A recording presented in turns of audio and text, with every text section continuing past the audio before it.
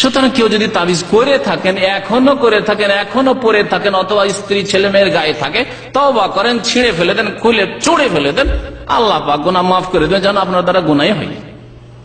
আল্লাহ পাক এখনো রাস্তা তওবার খুলে রেখেছেন। কিন্তু মত যদি চলে আসে, তাবিজ গায়ে আছে আর মত চলে আসলো, নবী সাল্লাল্লাহু আলাইহি ওয়াসাল্লামের হাদিস শুনেন, ফাইন মুত্তা ওয়া হিয়া আলাইকা, তুমি যদি এই অবস্থায় মরে যাও যে তোমার গায়ে তাবিজ আছে, তোমার বিবির গায়ে তাবিজ, তোমার ছেলে মেয়ের গায়ে তাবিজ, তোমার আম বাগানের তাবিজ, লিচুর গাছের তাবিজ, কাঁঠাল গাছের তাবিজ, ওই অবস্থায় যদি মরে যাও, মা আফলাহতা আবাদা, কোনদিন তুমি রেহাই পাবে না, মুক্তি পাবে না।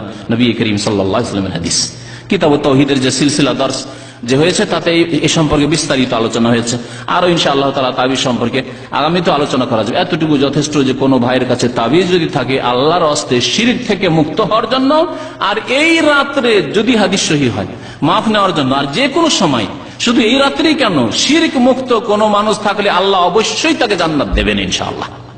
কোনদিন না কোনদিন জান্নাত পাবে যদি শিরক মুক্ত কেউ থাকে। আর তাবিজ নিয়ে মরবেন, মা আফলাহতা আবাদা, কোনদিন রেহাই পাবেন না, মুক্তি পাবেন না। নবী করিম সাল্লাল্লাহু আলাইহি ওয়াসাল্লামের হাদিস। এই হাদিসে তাহলে আসলে যে ব্যক্তি মুশরিক হবে না, শিরিক করে না, শিরক